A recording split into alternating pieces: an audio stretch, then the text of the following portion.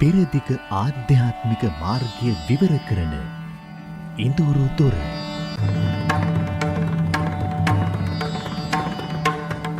පෙරදිග විසූ ශාස්තෘවරුන්, මුනිවරුන් හා දාර්ශනිකයන් මනුෂ්‍ය වර්ගයාට දායාද කළ ආධ්‍යාත්මික චින්තාව ඔබ වෙත ගෙන එන වැඩසටහන් පෙළේ මේ අදියරෙන් අප හඳුන්වා දෙන්නේ යෝග ශාස්ත්‍රයයි. අප එය කරන්නේ පතංජලි මුනිවරයා ලියූ යෝග සූත්‍ර ඇසුරිනි. මේ යෝග සූත්‍ර විවරණය කරන්නේ මෙරට ප්‍රවීණ අධ්‍යාපනඥයෙකු හා ග්‍රන්ථ කර්තෘවරයෙකු වන ඒ.එස්. බාලසූරිය මහතායි. අයිබෝවන් බාලසූරිය මහතාණනි. අයිබෝවන්. යෝග ශාස්ත්‍රය පිළිබඳ මේ අපේ 15 වන පතංජලි යෝග සූත්‍ර සංග්‍රහයේ සාධන පාද නම් වූ දෙවන කොටසෙහි 27 වන සූත්‍රයෙන් විමුක්තියට පත් සිතෙහි පහළවන ප්‍රඥාවේ ස්වභාවය මෙහෙම දැක්වෙනවා. තස්ය සප්තා ප්‍රාන්ත භූමි ප්‍රඥා. නිරෝධ සමාපත්තියෙන් දර්ශනය ලැබූ යෝගිවරයා අවසාන වශයෙන් සප්තවිධ වූ ප්‍රඥා ලබයි. ඒත් මේ සප්තවිධ ප්‍රඥා මොනවාදැයි පතංජලි මුනිවරයා පවසන්නේ නැහැ. ඇතැම් විට එතුමාගේ කාලයේ එය කවුරුත් දැන සිටියා වන්නට ඇති.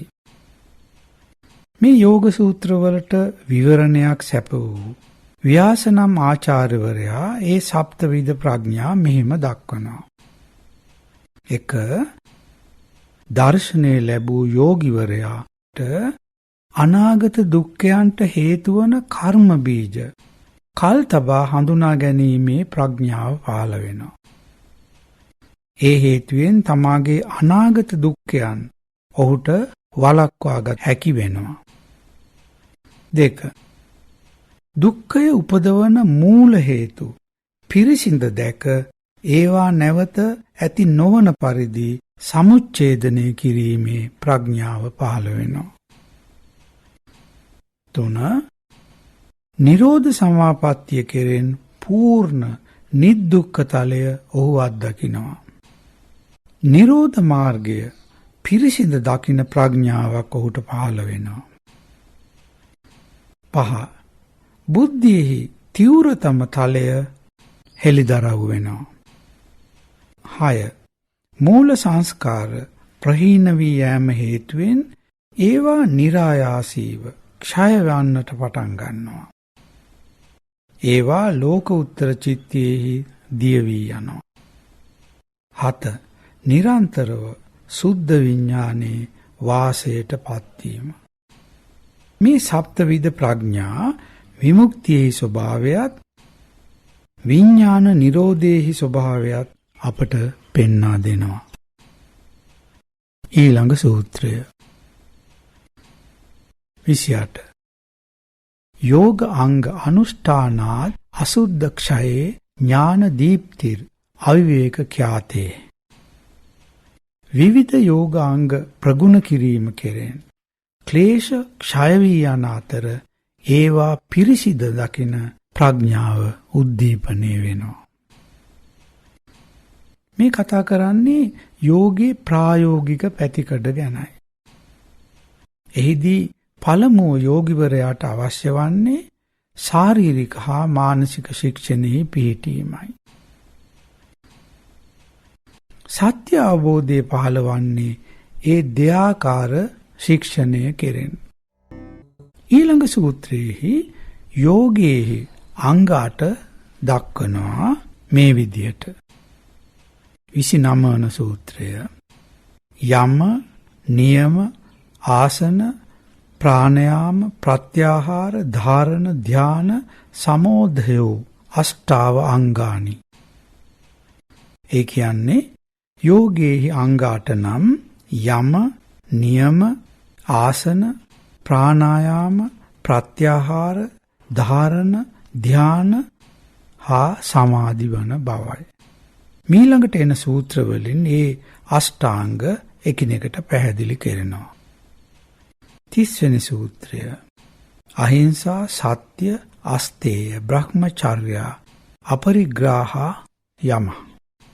යම යන යෝගාංගයේ වනාහි අහිංසාව හෙවත් ප්‍රාණඝාතයෙන් වැළකීම, සත්‍ය වචනය, සොරකමින් වැළකීම, බ්‍රහ්මචර්යාව, ත්‍යාග වස්තු පිළි නොගැනීම යනුවේ. කොටින් කිව්වොත් යම යනුවෙන් හැඳින්වෙන්නේ උතුම් චර්යාවේ හා චර්යා ප්‍රතිපදාවේ පිහිටා ජීවත් වීමයි. සත්ව ඝාතනය, අසත්‍ය වචනය, සොරකම, වංචාවාදී පහත් ක්‍රියාවන්හි නිරත වෙමින් කෙනෙකුට යෝග ධර්මය පුරන්න බෑ. 31 වන සූත්‍රය. ජාති දේශ කාල සමය අනවච්චින්නා සර්ව භෞම මහා වෘතම්. ඉහතකී අහිංසාව, සත්‍ය වචනය, සොරකම් නොකිරීම, බ්‍රහ්මචර්යාව, අපරිග්‍රහය යන උතුම් චර්යා ජාති දේශ කාල අවස්ථා යනාදියෙන් නොබෙඳී විශ්ව ව්‍යාප්තව පවතින මහා ශික්ෂා පදයි. ඒවා දේශයෙන් දේශයට හෝ කාලයෙන් කාලයට නැත්නම් අවස්ථාවෙන් අවස්ථාවට නොවෙනස් පවතින සර්ව භෞමික සදාතනික උතුම් චර්යාවන් වෙනවා. ඊළඟට නියම යන යෝග අංගය මෙහෙම පැහැදිලි කරනවා. සෞච, සන්තෝෂ, තපහ, ස්වාධ්‍යාය, ඊශ්වර ප්‍රනිධානානි නියමා. නියම යනු ශාරීරික හා මානසික පාරිශුද්ධිය, සන්තෘප්තිය, ආත්ම සංයමය, ස්වාධ්‍යායනය හා ඊශ්වර ප්‍රනිධානය හෙවත් ඊශ්වර කෙරෙහි භක්තිය ඇති කර ගැනීම වේ. පෙරකී යම යෝගිවරයාගේ සමාජ ජීවිතය නිවැරදිව පවත්වාගෙන යාමට උපකාර වන අතර නියම ඔහුගේ අභ්‍යන්තර ජීවිතය සකසා ගැනීමට උපකාර වෙනවා. මඟ පෙන්වනවා. යෝගිවරයා තමාගේ ශාරීරික සෞඛ්‍ය හා පිරිසිදු බව කෙරෙහි සැලකිලිමත් විය යුතුයි. තම මනසද පිරිසිදුව එනම් කිලිටි කල්පනාවලින් තොරව පවත්වා ගත යුතුයි.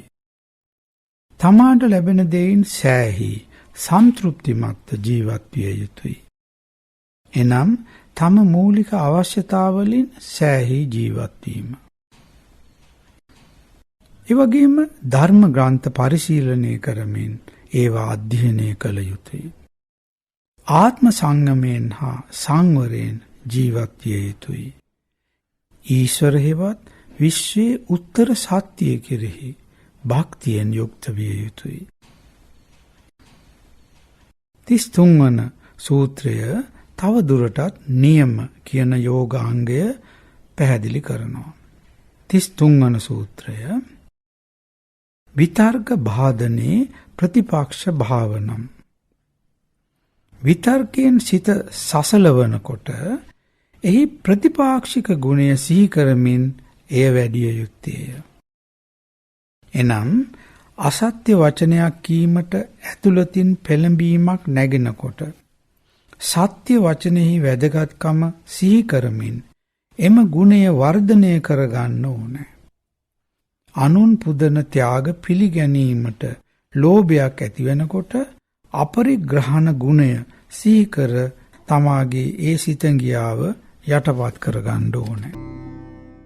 ඊළඟ සූත්‍රය විතර්කා හිංස ආදයා කෘතකාරිත අනුමෝදිතා ලෝභ ක්‍රෝධ මෝහ පූර්වකා මෘදු මධ්‍ය අධිමාත්‍රා දුක්ඛ අඥාන අනන්ත ඵල ඉති ප්‍රතිපක්ෂම් භාවනම්. ඒ කියන්නේ විතර්ක හේවත් සිත නොසන්සුන් කරන සිටිවිලි වන්නේ හිංසාවාදී ක්ලේශයන්. තමා ඒ විකල්ප ඔස්සේ ක්‍රියා කළා හෝ අනිකෙකු ලවා ක්‍රියා කර වූවා හෝ අනිකෙකුට ඊට අනුබල දුන්නා වූ හෝ අනිකෙකුගේ ක්‍රියාව අනුමත කළා හෝ වන්න පුළුවන්. ඒ විතර්කය පැන නැගුණා වූ ලෝභය, ක්‍රෝධය හෝ මෝහය එක්කෝ සියුම් වූවා වෙන්න පුළුවන්, මධ්‍ය වූවා වෙන්න පුළුවන්, නැත්නම් අදිමාත්‍ර වූවා වෙන්න පුළුවන්. කොහොම වුණත් එයින් තමාට අනාගතයේ අත්විඳීමට සිදුවන දුක්ඛ හා අවිද්‍යාවල නිමක් නොවනු ඇති. කොහොම වුණත් එයින් තමාට අනාගතයේ අත්විඳීමට සිදුවන විපාකවල දුක්ඛ අවිද්‍යා ආදීෙහි නිමක් වන්නේ නැහැ. ඒ බව මෙනෙහි කරමින් යෝගිවරයා ඒ තමා තුළ ඇති වූ විතර්කයේ ප්‍රතිපාක්ෂ ගුණය සිහි කරමින් වර්ධනය කළ යුතුය. නොසලකිලිමත් භවයේ ලක්ෂණය නම් තමා යම් ක්‍රියාවක් කරනකොට ඉන් අනාගතයේ තමාට අත්විඳීමට සිදුවන ඵල විපාක නොතකා හැරීම.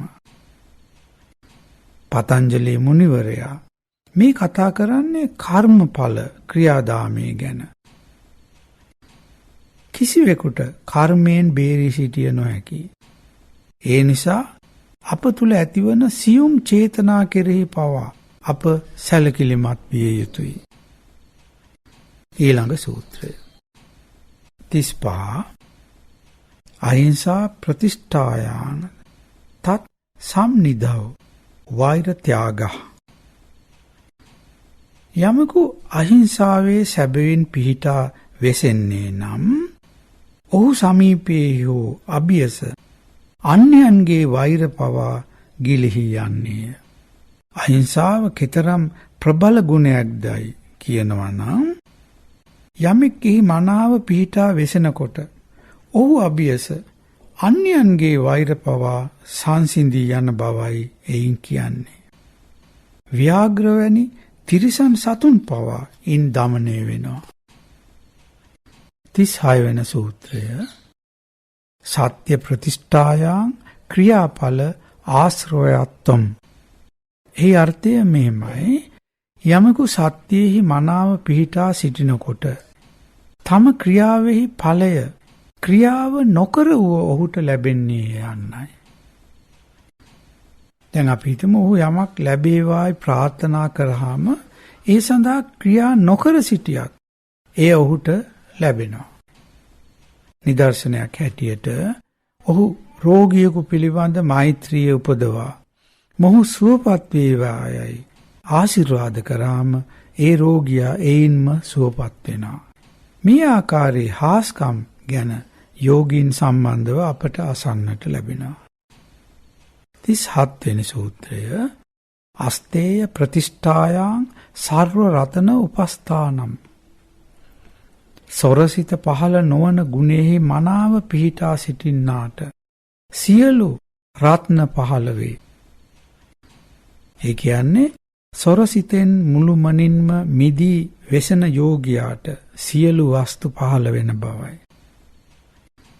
ස්වභාව ධර්මයේ එක් ගතිකයක් නම් යමෙක් සත්‍ය කෙරෙන් ඈත් වන්නට ඔහුට ජීවත් වීමට මහත් ආයාසයක් දරන්නට සිදු වෙනවා.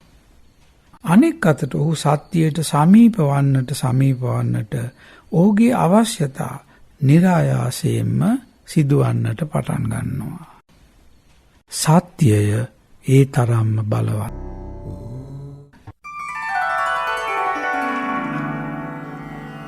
ඉඳුරුදොර අදත් නිෂ්පාදනය කළේ මහතේ ජයතිලක.